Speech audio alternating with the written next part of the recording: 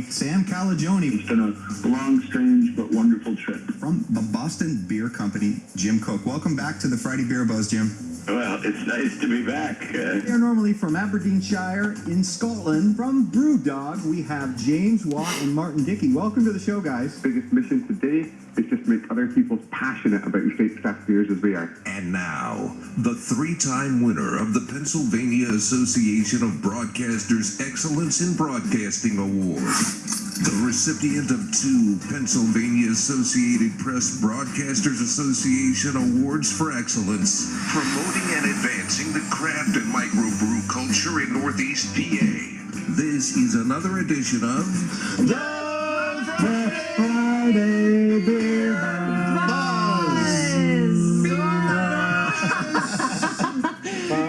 Worst one ever. Oh, God. The Friday Beer Buzz, powered by Sabatini's Pizza and Sabatini's Bottle Shop and Bar in Exeter. Sabatini is the area's greatest selection of rare crafted imported beers, growlers and crowlers, and 37 rotating drafts. You'll find it all at Sabatini's Pizza and Sabatini's Bottle Shop and Bar, Wyoming Avenue in Exeter. Lindo Sabatini is with us. Good morning. You can tell we didn't do that together for a while. That was really weird. But it was awesome. It sounded like we were drinking prior, and I think that's good. Everyone all together, just match our words. The dissonance was fantastic. Dissonance. Good word. I have to look that one up. That's a Wordle word today. Just kidding. It's like 5. Don't freak anybody out. Too many letters. Yeah. He's back. Bill from mybeerbuzz.com is with us. Hi, Bill.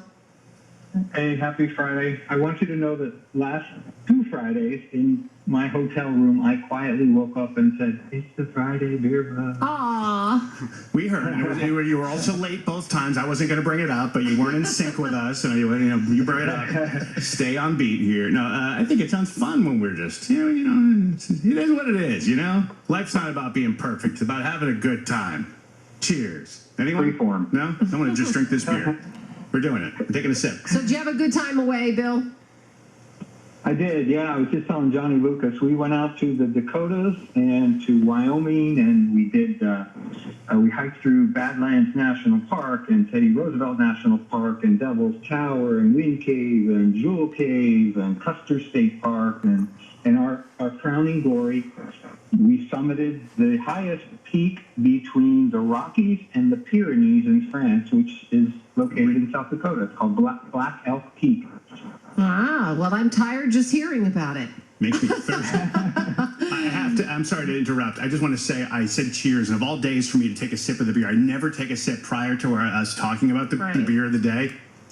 The beer of today just burned my throat. It feels like So, did we just start? Because I might need you're going to need some water. But let's get to Bill first with beer news. While Jason, I just did the same thing now, just because, I'm feeling it. It's not that bad. I'm dying! No, I'm not.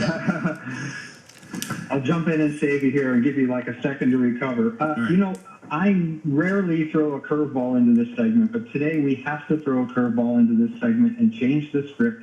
Normally I do a Beer Buzz, but we're going to skip that today because just a scant few hours ago, we got some really big breaking beer news, and so we want to blow that out.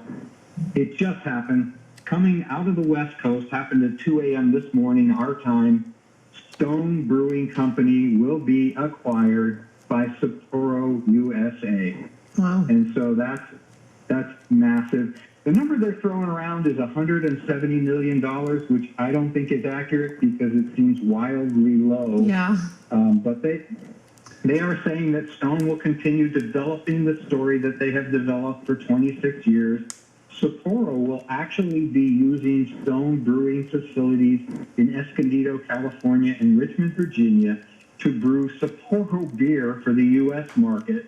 And they joined, I don't know if you remember, in 2017, Sapporo acquired their neighbor to the north, Anchor Brewing, out of San Francisco, California. So that's the big one for today. I have a couple other tidbits of beer news, but I'm on fire is what's happening. No. Yeah. Sorry. Short of Sierra Nevada, I mean, really, there are very few of the big craft breweries now out there that are remaining independent. And I'm not sure what that says for the future. And Lindo and I have mentioned before, we're going to see a lot of buyouts and a lot of closures. And That is a big one, though. that number might actually be right, because as time goes on, this number is going to get smaller, because a lot of the the value of these breweries goes by what their productions are, and right now, based on capacity and staff and all the problems, everybody's capacity and their volume and their output's actually down.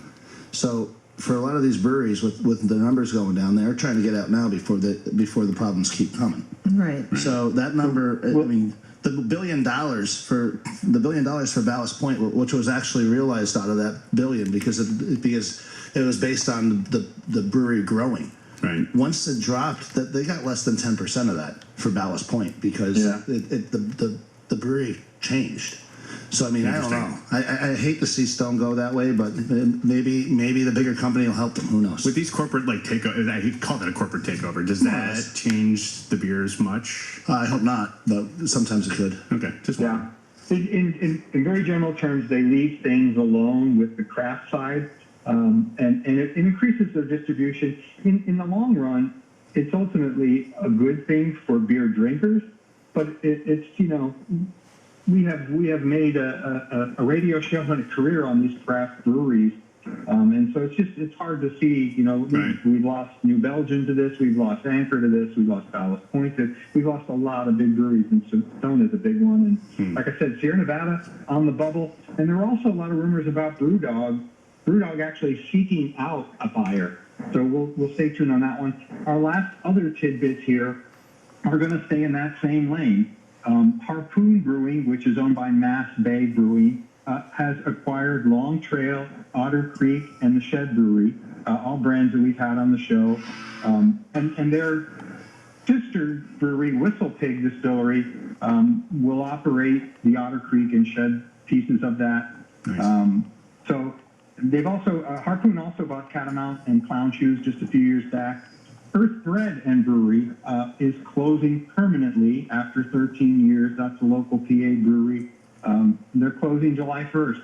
COVID, a number of other things that they're blaming. What brewery did you say? And here's one that's really... What was that brewery? Earth Bread and Brewery. Yeah, that's a long-standing brewery. Like I said, they've been around for 13 years. And the final one, and this one's still up in the air, Maui Brewing Company announced that they were acquiring Modern Times Brewing Company in Southern California, and that was put out in a press release as a done deal. Well, it is not a done deal. I guess they've been going back and forth, and there is a $20 million mystery bidder that they've not revealed the name of that is set to buy Modern Times. And this one, we're going to have to see this one play out because Modern Times is in what I would term a ridiculous amount of debt. So somebody coming in and willing to shell out $20 million and then jumping in and owing, just as an example, they owe over $400,000 in back rent. Right. So we'll stay tuned on that one.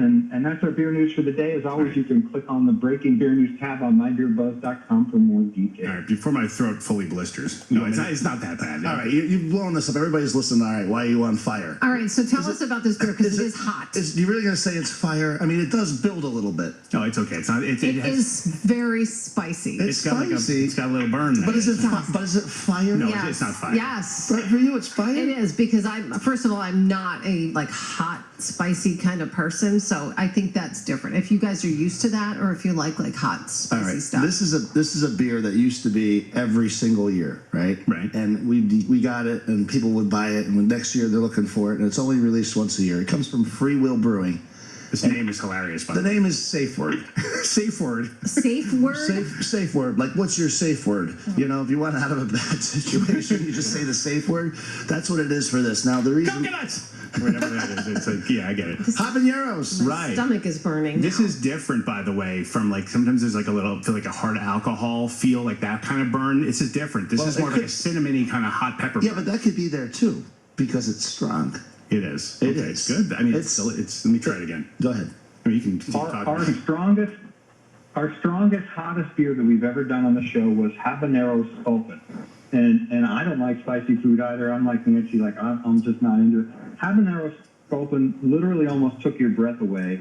This one I don't think stacks up quite that way. It trumps it. It trumps it. Hey, Liver disagrees. You think it's hotter? It definitely trumps it.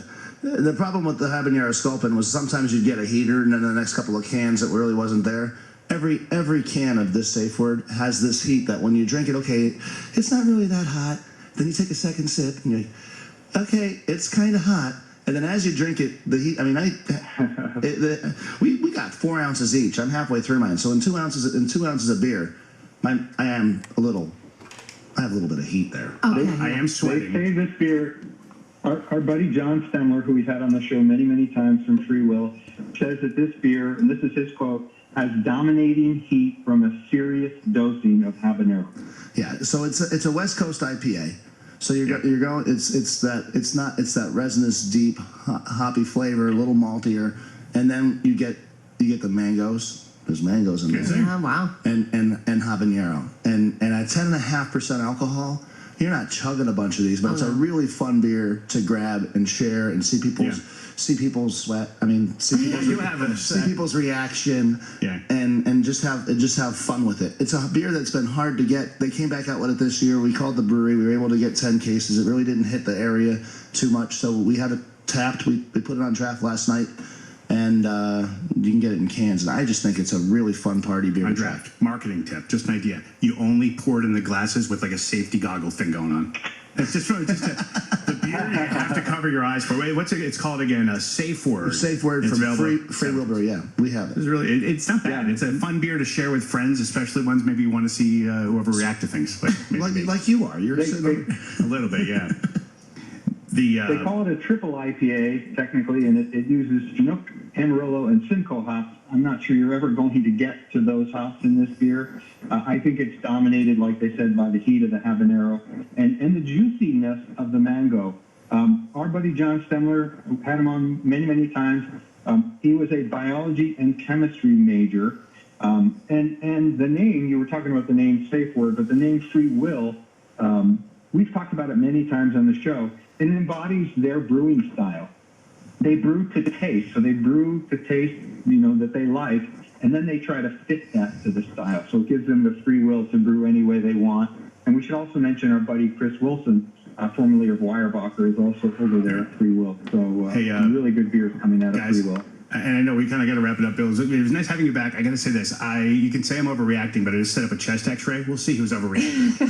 Actually, I think it's very good for those people who like that stuff. So don't take it from me because I'm not into really spicy. But if you like spicy, you're going to love it. Oh, it's a novelty. It's a fun. I think Jason, you got to man up. If you like hot stuff, this is one you have to try. Yeah, you should be. I was just going to ask someone to hold me, but I'll go with man up. You can get this at Sabatini's, folks. It's Safeword, and the picture on the front is worth it all. I love the skull with the flames coming out of it. It looks like an Ed Hardy shirt. If you don't know what that is, they're not popular anymore, but it's good. I like it a little bit. I can't wear them anymore. Thank you, Bill. We'll talk to you soon. And Lindo. Okay, have a good weekend. You too. Lindo, anything exciting to mention at the end here? I thought we were going to dance. We were supposed to dance this show, weren't we? I know, you're supposed to stand on one foot for 10 seconds and see if you'll make it another 10 years. It hasn't changed. We dance at 9 a.m. We'll see you in the parking lot like always. BeerBuzz, powered by Sabatini's Pizza and Sabatini's Bottle Shop and Bar in Exeter. Sabatini's, the area's greatest selection of rare craft and imported beers. Growlers and Crowlers, 37 rotating drafts at Sabatini's Pizza and Sabatini's Bottle Shop and Bar, Wyoming Avenue, Exeter. The Friday Beer Buzz, bringing good beers and good people together.